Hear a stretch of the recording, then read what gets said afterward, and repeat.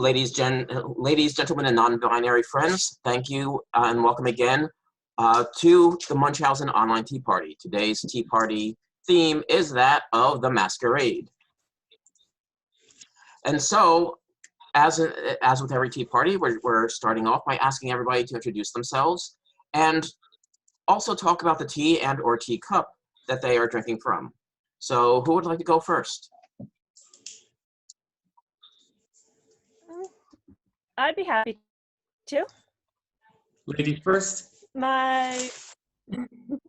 Thank you.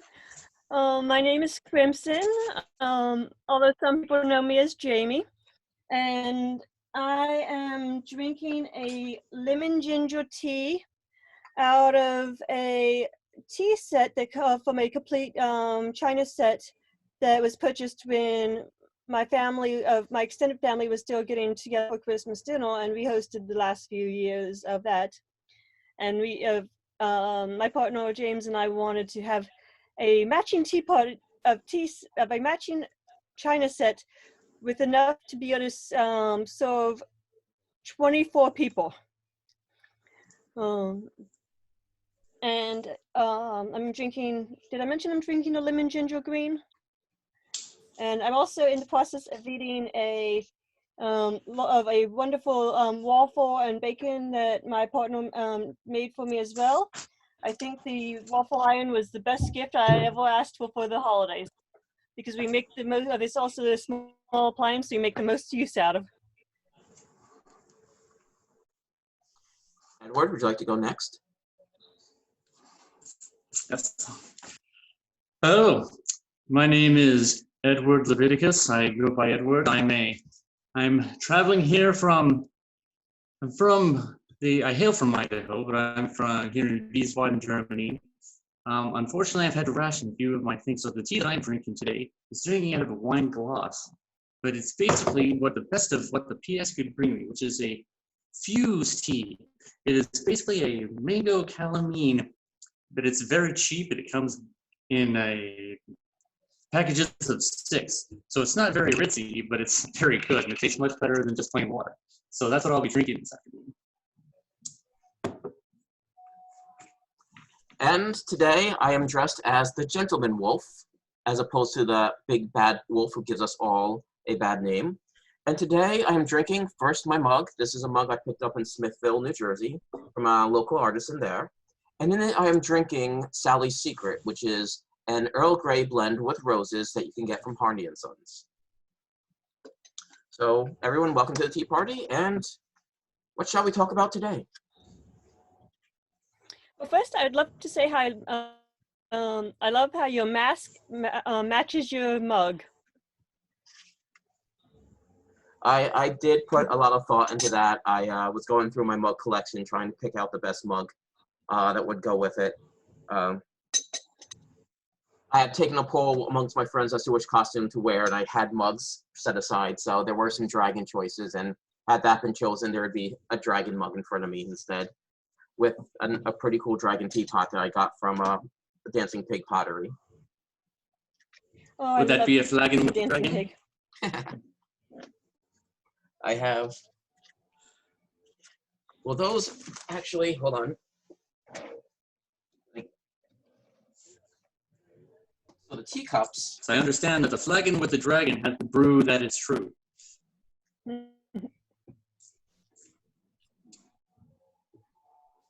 are the teacups I have. Beautiful. Yes, thrift store special. One of the things I talk about, one of the things I am addicted to is thrift store shopping, largely because my office has, across the street from my office, is a shopping center that has a thrift store that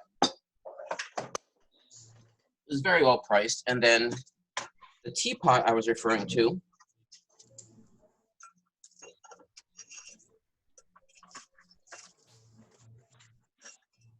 this is the one I got from Dancing Pig Pottery. Oh, wow. Yeah. When I got it, it was actually cool. It was on. It was. I got it at a discount, and when I asked why it was being discounted, because I couldn't find a flaw in it, And the artist goes, yeah, well, it seemed to be a little off. And I looked at her and I said, well, that describes most of the people in my life, so I think I'll go for it. Myself and my friends, we're all a little off.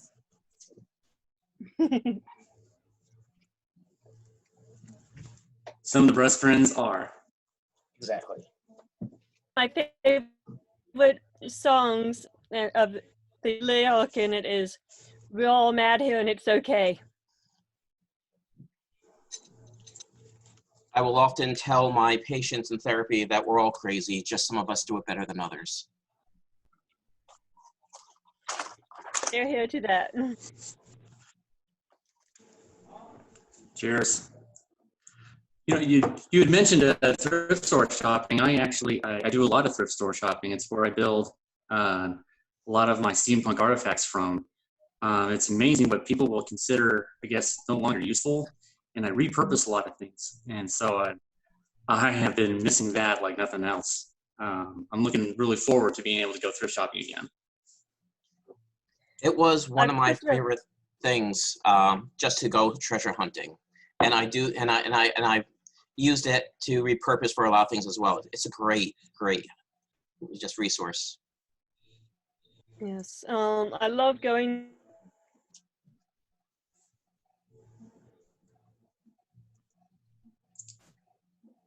Oh, I think Jamie froze up. Oh. We'll have to get her when she comes back on. And so it's really, there she is. It's really fun finding those treasures. And one day I even found a Salvador Dali tie that, even though neither James or I wore ties, I had to get that. Understandable. Nice, very nice. Yeah, I go there to find a lot of different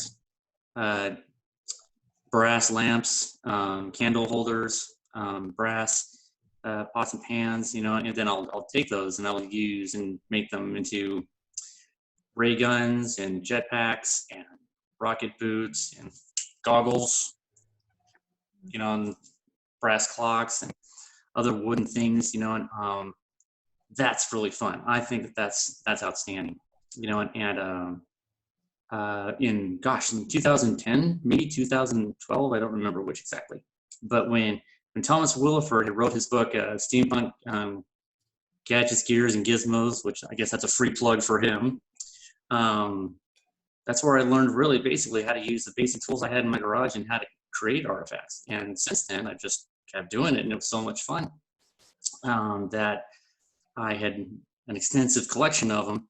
And my wife was like, "You got to get rid of this stuff." And I was like, "I don't even know what I would do with it." And that's when really I started getting into going to conventions. Someone said, "You got to get a booth. You will sell this stuff like that." I'm like, "No one's going to buy all this." Apparently that wasn't true because they bought it all. It was amazing, you know, and it didn't even matter to them that some of it was like Nerf guns that I had repainted, you know, and then had screwed and built things to make them look more science fiction-y, and they didn't function anymore. Like, they didn't shoot darts, but they were really cool looking. And so I probably sold them really cheap, but that was fun. I loved it. And so I just kept continuing to do that from 2012 on to now. That has been one of my favorite things about the steampunk genre, the absolute creativity people bring into it, that it really has been a boon for the makers and the repurposers to just really let their imagination go wild.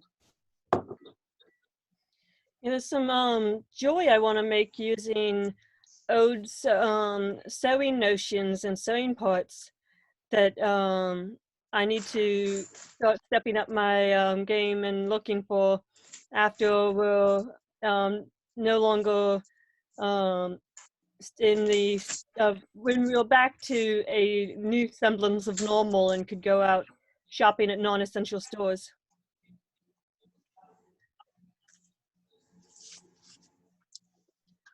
Because I love the idea of, since sewing is such a huge part of my life, of making steampunk style accoutrements that um, are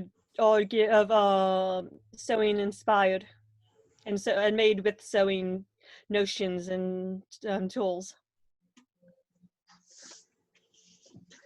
One of the projects I'm actually working on right now is I'm building and testing out different designs for a solar powered tea kettle and reflector set.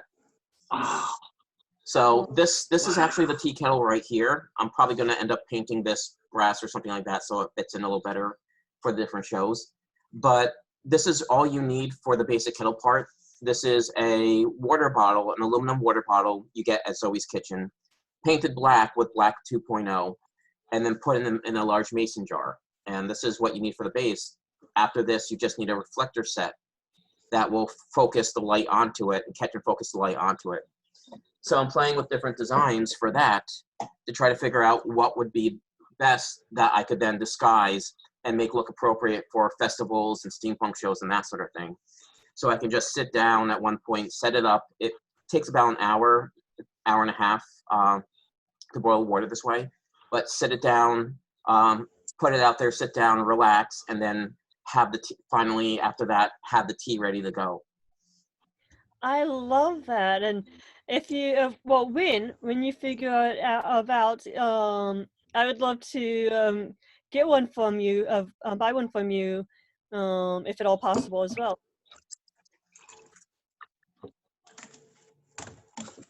That sounds great. I love it. I think it's awesome. That is awesome. One of the things I am doing is, as I'm building them, I'm also documenting. So my plan is to actually put it up on Instructables when I'm done. So when I figure out which design works best, then it's going to be on Instructables and anybody can make it on their own. Oh, wonderful. So. Oh, wow. Oh, and before we started recording, I mentioned sewing the personal use mask. The very first one I made is a exploding tortoise theme. I'm not quite happy with the pattern I've used for this one, so I've changed about the patterns and everything. But mine is still a perfectly good mask. It's just there are things about it that aren't quite right in my opinion, and so I'm looking forward to trying out a couple more designs. But this is some material I already had on hand, and working out better designs. I think that's great. You know, you're always your worst judge when it comes to making things, you know, and so your opinion of your work as opposed to other people's opinion, I'm sure will vary significantly differently. Other people will look at that and go, that's incredible. Will you make me one too? You know, so excellent job. Good job. I love it. I think it's great. Thank you. Yeah, and I'm gonna actually agree with Edward strongly, because one of the big things I've noticed when I was doing my leather work is that when you're doing it, you always notice the small errors, and that just compounds and compounds. And because you have your dream of what it's going to look like, and then there's the little changes that occur. Whereas when somebody sees the finished project, they always step back and say, "Oh my God, that's great." Well, one of my problems with this pattern is mostly interior. Like, it doesn't have a wire to pinch on the nose to seal in the nose better, and it doesn't seal against the chin as well as I would like. So it's more the function than the look that I'm planning on altering to make more functional. Because I want them to be as beneficial as possible for the general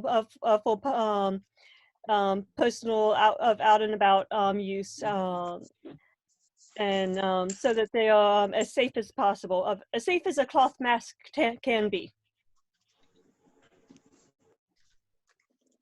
Yeah, that's fair enough. Oh, I see Nacho again. Yep, I'm being invaded. Say hi, Nacho. Mhm. He's like, I want attention. My cat wants to poke his head into the room. Realized I was on on a video call, and he was like, "Nope," turned around and disappeared. Normally, he loves being on me while I'm on the computer, but apparently, he's like, "No, there's other people. I don't want to be in the center of attention." Yeah, Nacho doesn't care if other people are around. He will just start headbutting me to get the attention. Aw. Yeah, mine's a little shy. Well, he's not necessarily shy. He's more of he's one of those old the stereotype of the old pretentious goth. Well, there's actually most of the goths of especially the older generation goths I know are not like that, but he lives up to the stereotype because he's like, oh no, I don't want anything to do with you. Oh, of you, I met you a few times. Okay, you're good people. I'll let you pet me, type of thing. But he has to be able to meet you in person a few times, and then he'll decide if he likes you.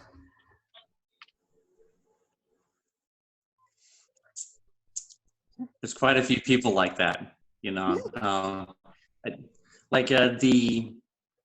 Quite a few of my friends, they come off as introverted, but they're not really introverts because they like people. They're just very choosy with who they choose to be around. Does that make sense? Yeah.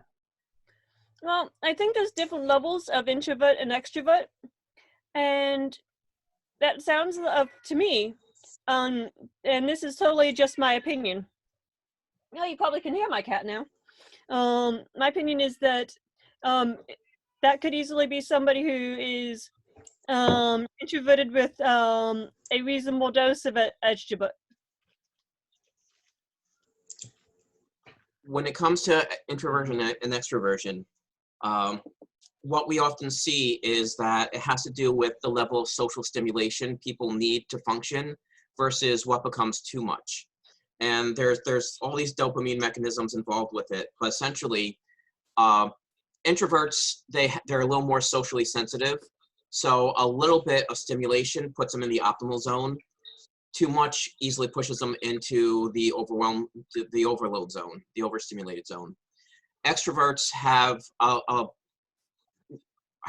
higher threshold, Right. so they need a little bit more to push them into the optimal zone, and it's a little harder to push them into the overload zone, the overstimulated zone. But because they also have a higher threshold, they tend to be a little more understimulated. So that's why a person who has the introversion, it's a few people that they open up around because they know that these are people they can open up around without being overstimulated. Whereas the people outside the group may be a little too stimulating for them. So.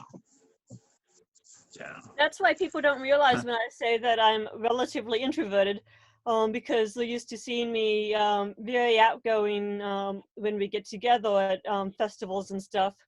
And I'm like, that's because I'm around people I feel comfortable with. Yeah. Yeah. I have a tendency to be extrovert. You know, I actually like people. You know, I mean, and not to say that introverts don't like people, but I mean, I like lots of groups of people.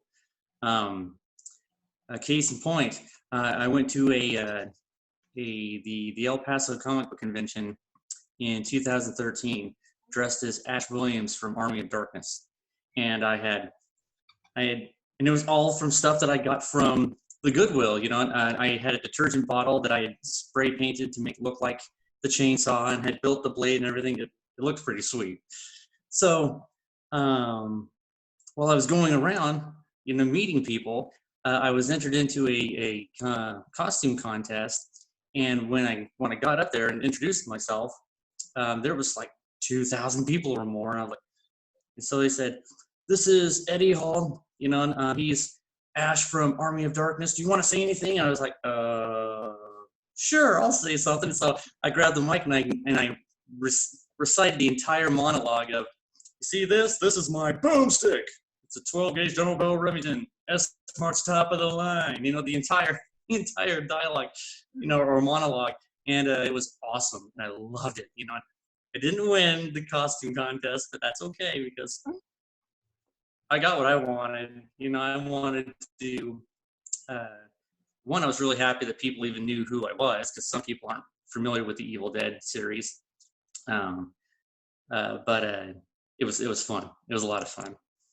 Well, Nice. in situations like sci-fi fantasy conventions that are not huge, because I went to Dragon Con once when my sister and brother-in-law took me. And my sister and brother-in-law went and did their own thing, and I went and did my own thing.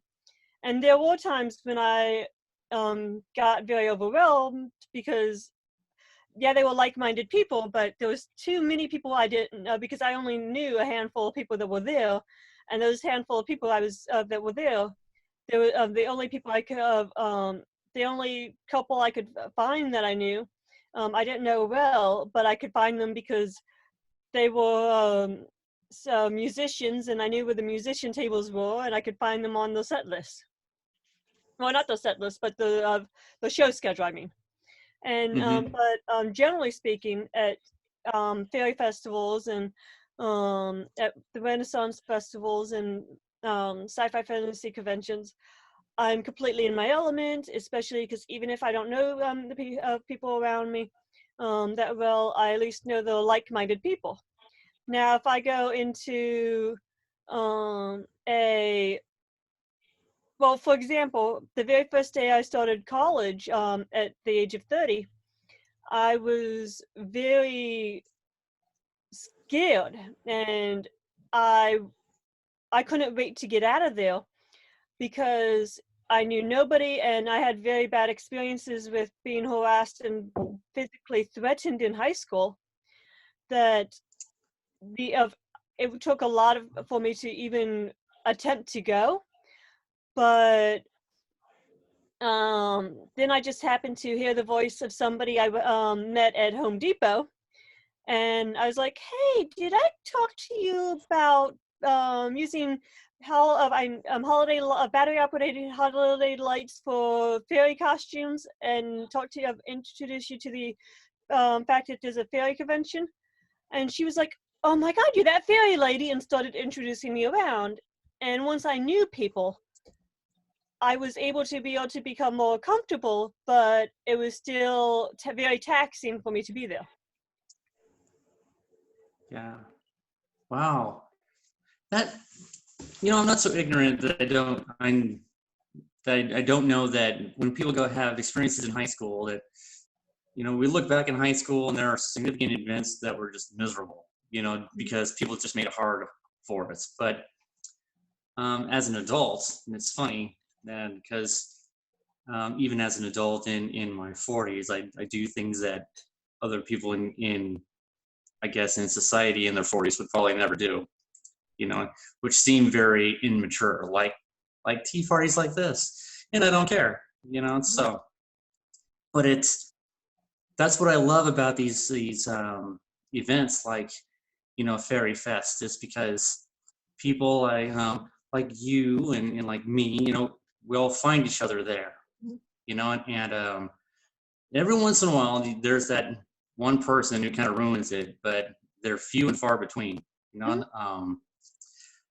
so and I love that. You said you went to Dragon Con.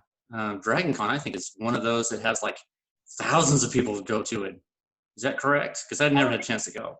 It's one of the huge, largest conventions in the United States from everything I understand. I think it's, I could be easily mistaken, but I think it's up there in size, similar to San Diego Comic-Con. Wow. Wow. And it takes place over 4 hotels, and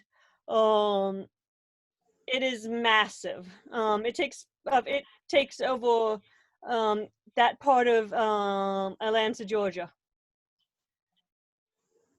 Yeah. Holy cow! Yeah. It I don't know if I'd want to be in charge of anything like that. It was an Well, maybe I amazing would. I don't know. experience. I'm glad I went. I went to some costuming panels that, well, actually, I have a note taker. Well, I had a note taker for my classes. I had to, I'm no longer in college.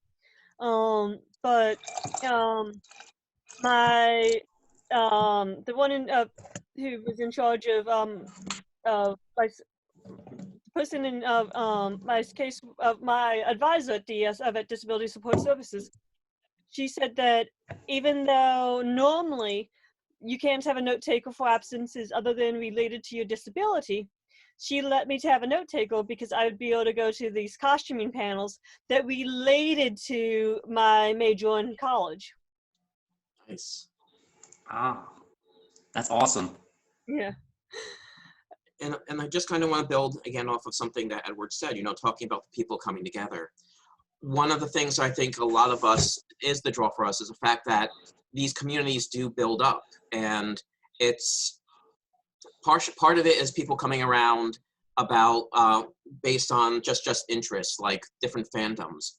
But there is this like, hi, I remember you from last year. Hey, let's hang out again. Hey, you like this, I like this. Let's share tips and tricks.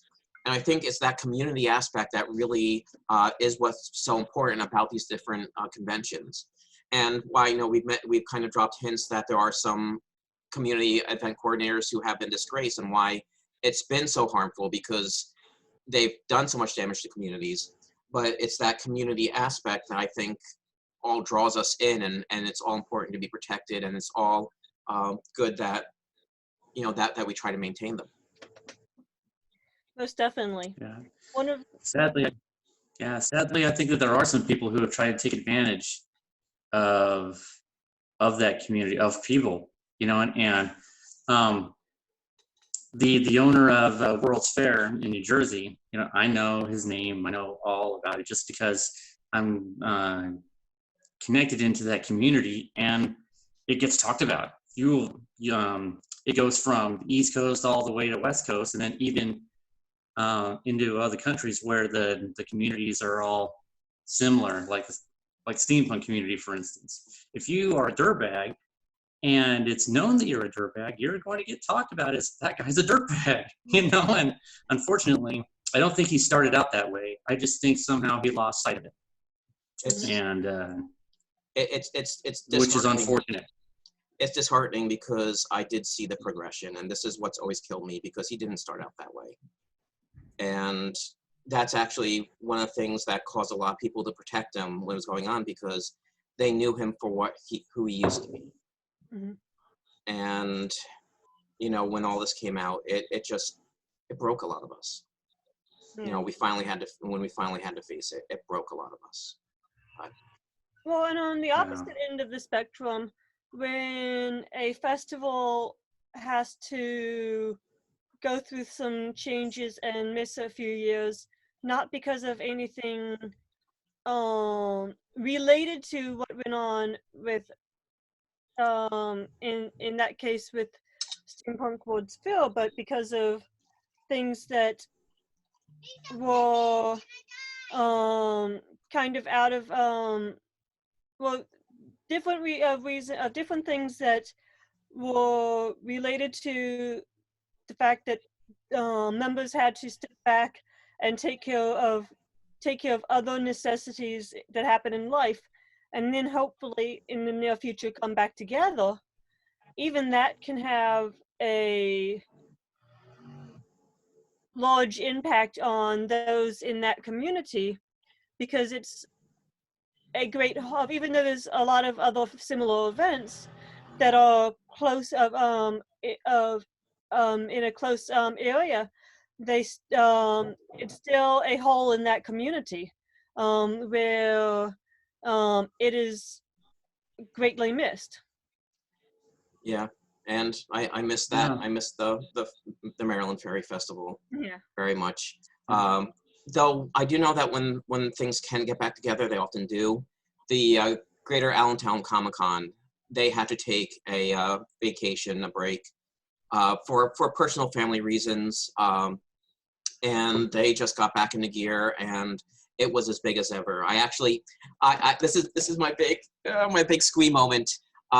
Greg Baldwin, who is the voice of Uncle Iroh, was there, and yeah. So I went in with a cooler filled with tea and different Iroh themed teacups, and when I got him to sign my thing, I let him pick his tea from the thermoses, so they were still warm, and I got to drink tea with Uncle Iroh.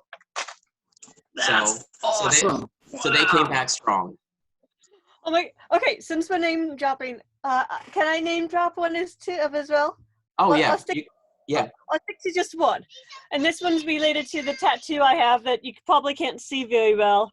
But years ago, Edward, I live at a large events campground thanks to my partner James's hard work.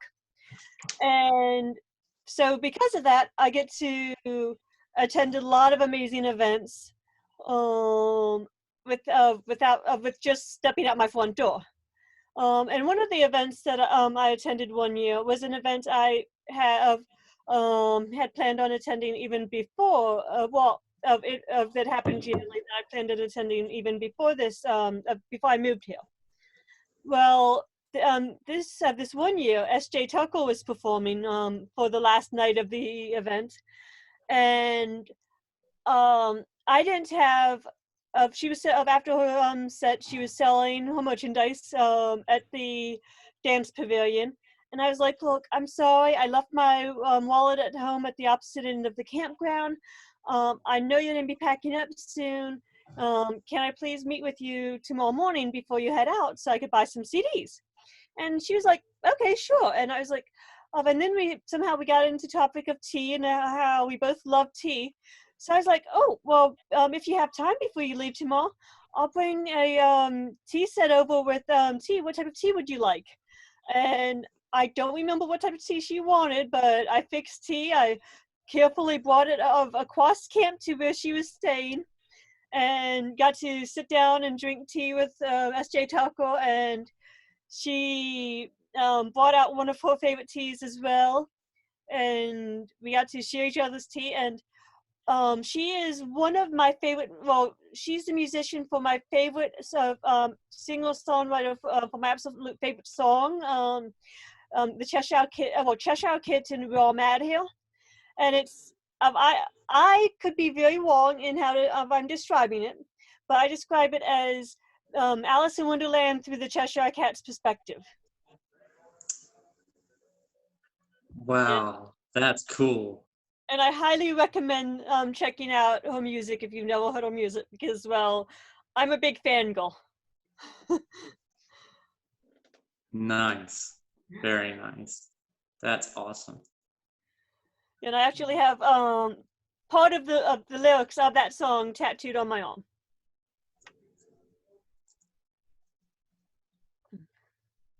Yeah. So I get super excited about that story. There's other stories I have from other events and all, but I think that's one of my favorites. Especially because it was nice and relaxed, and just like didn't have to I didn't think, I'm like, oh, I know I love dressing up, but what am I wearing today? And it was just throw on some nice relaxed clothing and walk across the campground I live on with tea. Nice. Are either of you familiar with Lord and Lady Towers? The names sound very familiar. Yeah, it's William Brown and Ashley McGee. They're a husband and wife duo. They are big steampunks in the Northwest. They've traveled all over the country, and I got to meet them and become friends with them. And they're just outstandingly nice, wonderful people, and extremely brilliant with creating artifacts and clothes and things. Like Lord Towers, Will Brown, he created a functional working steam backpack that moves and creates steam, and I think it's his Mach 2. Yeah, and it's incredible, and it has created a window on the back of the boiler that shows different colors of it swirling, like there's ether swirling in his backpack while it's steaming and gears are moving. It's so incredible. And I got a chance to hang out with him and sit on a panel that he was hosting, where he talks about how he did it and how he built all that stuff. And that's it's one of the things I really love and appreciate about artists who are extremely talented, is how willing they are to tell you how they did it, instead of, oh, I can't tell you because this is my business, and if I tell you, then you're competition. No, they're always like, yeah, this is how I did it, and I'm going to show you exactly step by step how to make your own. And that's what gets me excited, is when people are willing to share their talents with you. Yeah. That's what I always love about the artist communities at festivals and that sort of thing. So I do make my own masks, and the person who actually, I did some basic research online, but what I actually did at one point, so I can credit her sort of as my teacher, even though I was more like just questioning her on the spot. There was a mask maker at the New York Renaissance Fair, E.L. Downey, and when I went to the New York Fair, I just asked her for tips, and she, of course, made sure, I would promise not to copy any of her designs, and I don't copy people's stuff.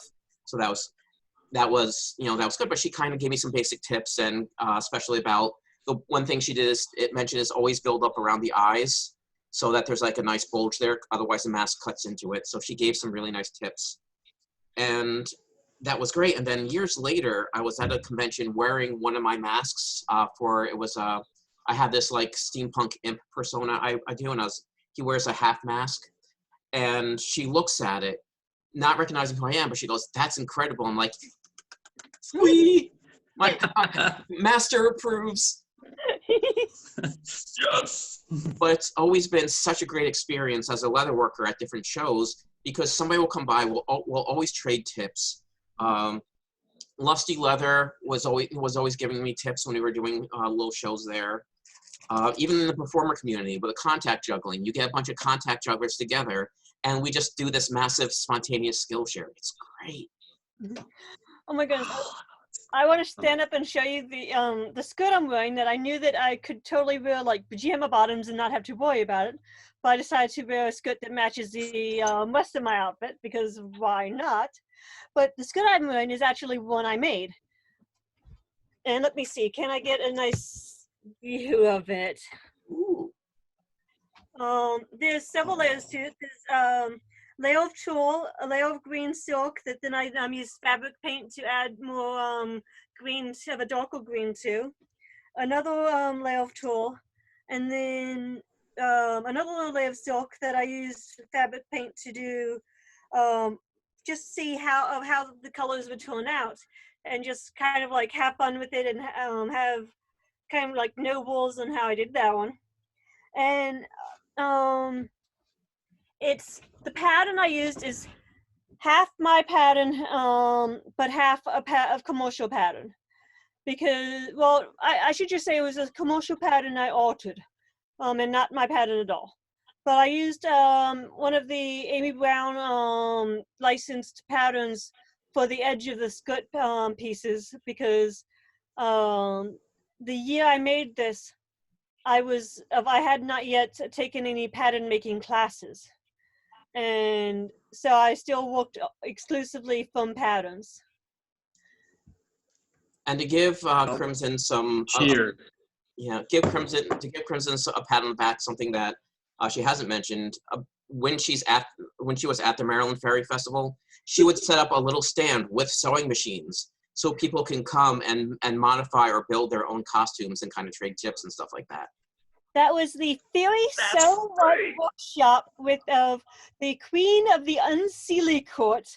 So there are photos of me sitting in my fairy finery as the Queen of the Unseelie Court, and making quick fairy costumes and stuff for any of the kids that came by early enough to attend. If I hadn't been the queen, I probably would have checked to see if I could been on the schedule for the whole day, or if I could have gotten enough sewing volunteers to do so. But I have yet to get enough sewing volunteers. And I just realized that when the Maryland Fair Festival gets back together, as long as there is a electric covered area with electric that we can use at the new site, that I could continue to do the workshop, and I have one more machine to take with me. And I could theoretically, if we could have the workshop longer, theoretically do some embroidery patterns, as long as I have the pattern already on the patterns. Ooh. Because That's fantastic. I have a new embroidery machine since all this began. I don't. Well, bravo! That is great. Your skirt looks so beautiful, and that's outstanding. I have a lot of admiration for people with talent like that, because I have not used the sewing machine before. I would love to learn, and the more that I continue to learn these things, the more that I'm able to do the amazing stuff that you and Lord Zach is able to do. Leather work, I haven't done that either. I've worked with leather workers, and I just have them do it for me. Kind of like, this is what I want it to look like, and then they just do it, and then they send it back to me. Well, and one thing I highly recommend that everybody learns to do, that this is something that in the digital age is so easy to do, thanks to YouTube and other similar platforms, is at least learn some basic hand stitching and how to sew on a button. Because, for example... Now that I can do. I can do that. Well, I figured being in the military, you'd probably know how to be able to do some basic mending, because you never know when you'll be able to get somebody else to mend, and you have to keep your uniforms in perfect working order. I was almost a Navy brat growing up. Unfortunately, for some not so fun reasons, I did have my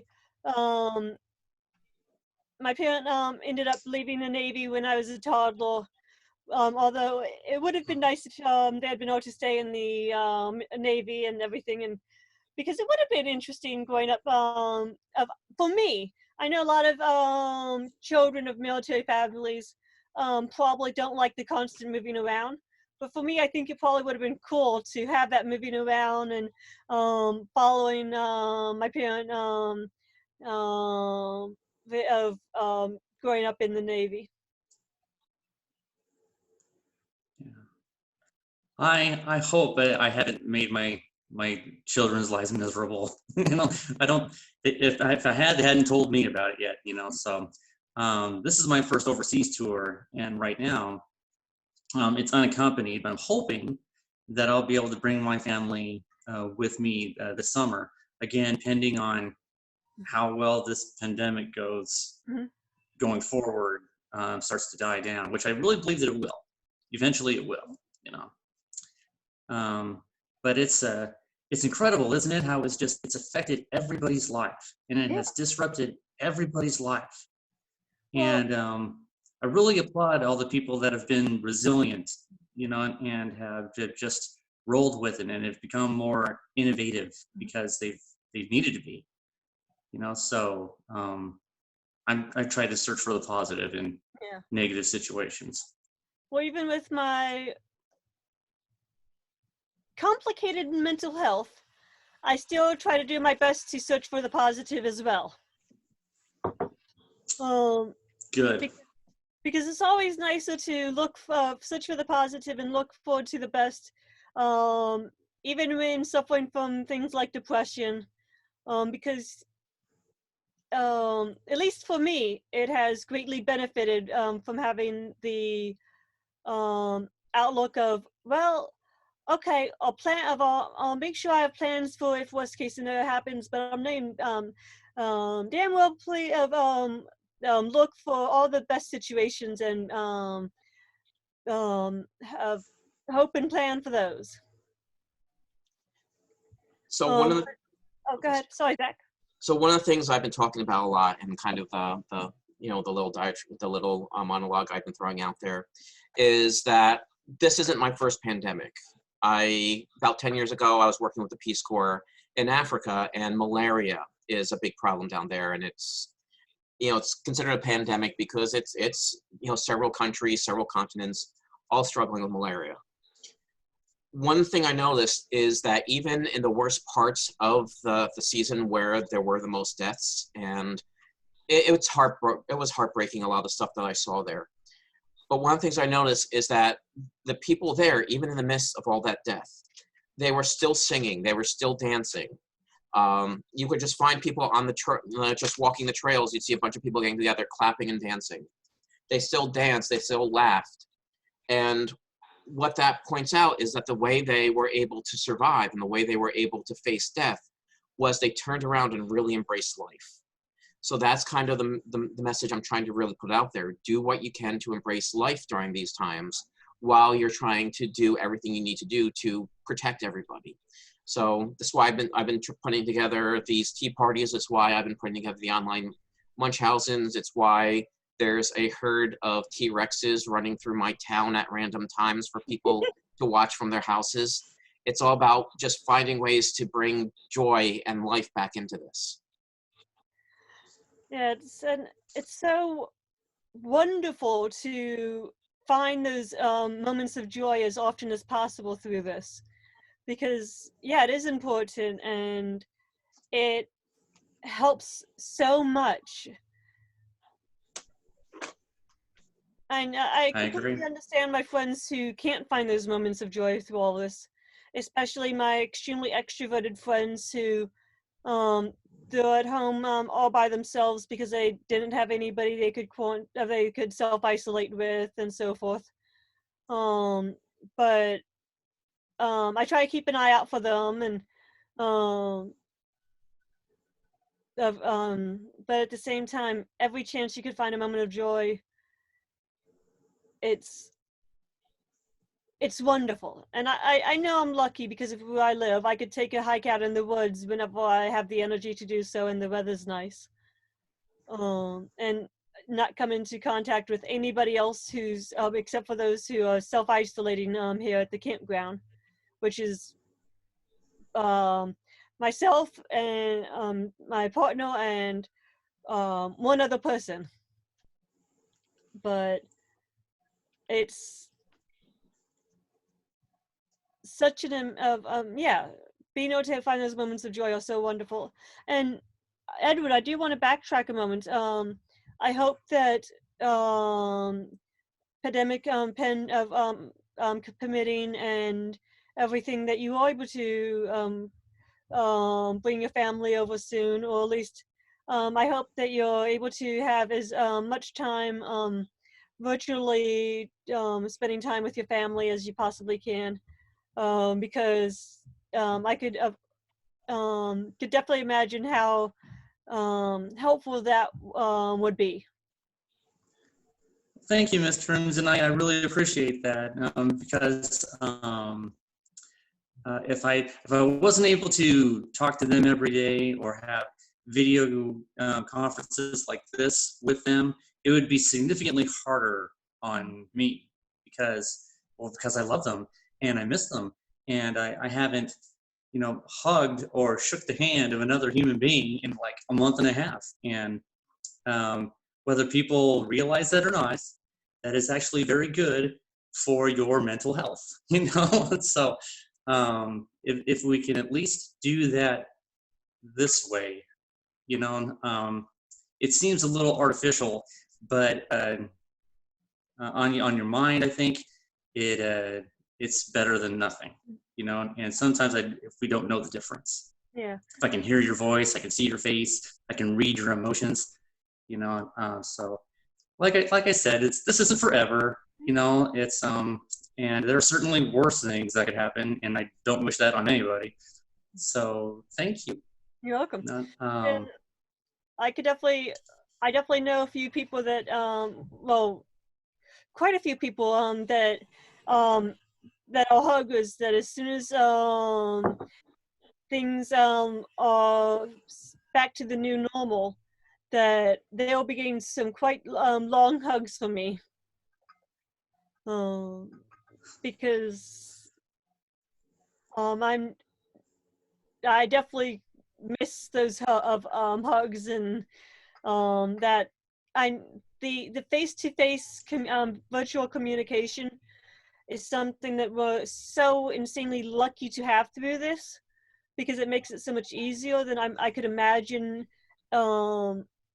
Like for instance, I don't even want to imagine how difficult it was doing like the Spanish flu, because now we could at least, even if we can't touch people outside of our home, we could at least see and talk with people and have that connection, to be able to still keep in touch and have and everything.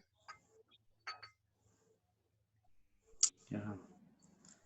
I suspect that when, maybe this summer or even, I don't know, July or August, the people who are in positions of authority that are in charge that I work for are saying or telling us that the curve will flatten out at about summertime, because that's when they suspect that the virus itself will just naturally die because it can't survive in the climates during the summer months. I hope that's true. I don't know. I don't want to put any guidance out there that isn't real, So, but I also believe that when it is and when it does, that I suspect that human beings are going to be kinder and gentler and nicer to each other, and their relationships with people are going to mean more now. And it's a weird phenomenon that things like suffering kind of force people to bring people together closer. Like, unfortunately, when natural disasters happen, like hurricane relief, you will find people that are helping other people, and it doesn't matter what they look like or what affiliation they have religiously or whatever, just people helping people, doing humanitarian positive things. And I think that that's happening now. And when our governments and when our leadership says, okay, you don't have to self-isolate anymore, I think there's probably going to be a convention where it's just going to call Hugfest 2020. Who knows? And people are just going to do that. They're just going to go and find 10, 15 people that they know and love, and they're just going to go and hug them, and tell them they love them. And all those feelings that we've all kept inside, forever for whatever crazy reason, we're not going to be so quick to hold them anymore. I think we're going to be more honest with each other and say, look, I love you. I appreciate you. I'm thankful for you. I'm so glad that we came out on this on the other end. And, our relationships with people are going to be more meaningful. Or at least I hope that's true. Yeah. I know it will be for me. I could raise a glass to that, and to our new normal being a kinder, gentler society to each other. Hear, hear. Hear, hear. So I've been seeing kind of the same projections of the summertime being when things are going to start easing up. The reasons for that I've seen. So first of all, it's also about peak people getting it, because as I think we talked about before, that the way this would have gone is a sharp spike up and then a sharp spike down of cases just because of everyone getting it. And flattening the curve is about just stretching it out so that we can maintain resources to treat people and try to get science to catch up. And that does put it in the summertime as well. And in terms of science catching up, my friend is actually, he runs a Facebook page called Lab Coat Heroes, where it's just reporting on the science that's coming out for treatments, the people who are doing the hard work. One of the members of the Green Man group that I'm part of is actually one of the CDC researchers testing one of the possible treatments. So anything that becomes public, we're getting our hands on and posting there. And there is a lot of hope coming around the corner. And so the big thing is just staying inside so that we have time to get the science to finish its job and that we can get the resources in place so that it's also one of those things where right now, if you get the flu, you go get some Tamiflu. And instead of sitting there for 2 weeks, hopefully recovering or suffering, you get the Tamiflu, and within half a week your symptoms are gone, and within a week you're good. If we can get something like that going for this, again, then this is not going to be as scary. You get sick, you take, cure X, medicine X, and you're good within a week, and you're out and about. So this is something that won't be as scary. And that's coming down the line. We're just trying to keep as many people alive as we can until that comes out. Yeah. Yeah. Yeah. Good deal. And well, my new friends. Okay. I'll wait. You go ahead. Okay. Well, the other part about the whole bringing everyone together and getting the hugs, I've been also saying, there's an old saying about a crisis also being an opportunity. And the reason why that happens is a crisis comes when a worldview gets shaken. That the safety you thought you had, the understanding of the world you thought you had, is totally just thrown out the door. And in that crisis, you're now forced to reevaluate what you thought you knew. And in that evaluation, you can start seeing the bigger picture of things. And I think in this, the isolation, the bigger picture is the reminder that we're social creatures, and we need each other. And we got to stop being jerks to each other and start appreciating each other more. And I think that's what's happening. On the nose. Yeah. Mm-hmm. I 100% believe that. Yeah. Absolutely. Yeah, completely So, agree. with that. No, go ahead, sorry. No, I was going to wait my turn, so I was You've just been waiting. waiting. Go for it. I just get so excited sometimes, and I want to be like, oh yeah, I agree. And then quiet.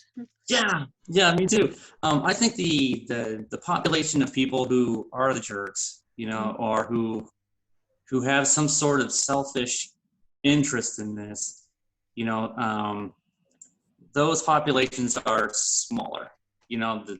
And we all know elitist groups, that they puff up their own importance because they think that they have some influence and power, and they make everybody else feel terrible. Unfortunately, those populations exist, but I think they're they're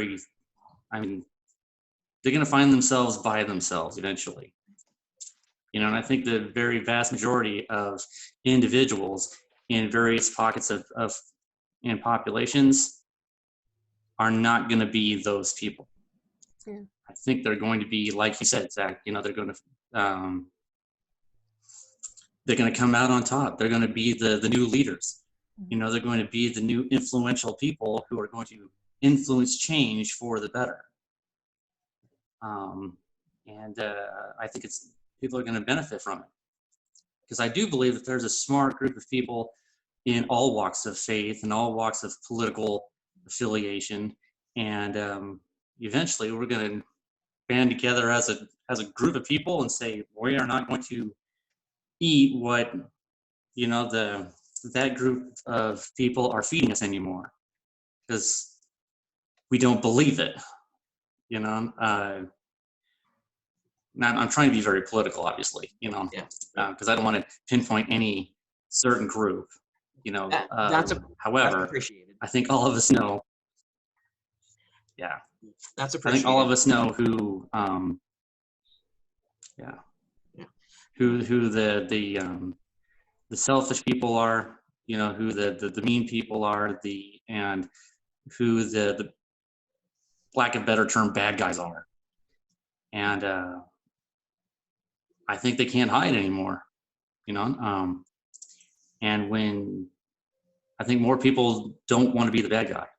I think they'd rather be good guys and good gals, and that's eventually what's going to prevail in time of crisis. Yeah. Yep, the people who want to do good. And that's why I think it's also important for us to get together right now, so we can get together, rebuild those communities, start to show each other for the humanity that we have. And that like I said, and I appreciate that we're jumping around, because there is this concept of the festival being a place where people put aside their differences and just come together to experience humanity. And that's actually why I like these things.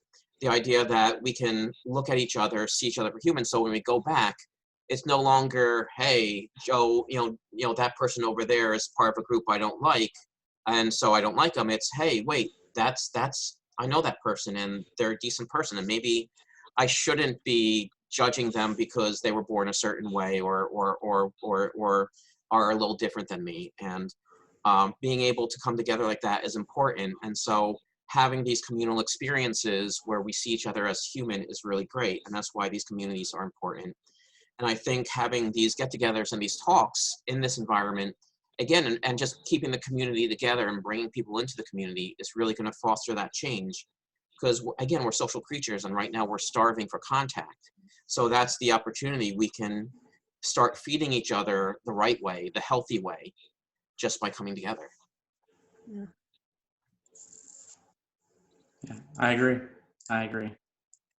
My new friends, unfortunately, I only had about an hour or so to be able to participate in your tea party. And then I have some responsibilities elsewhere that require my attention. So I might have to drop out of this meeting.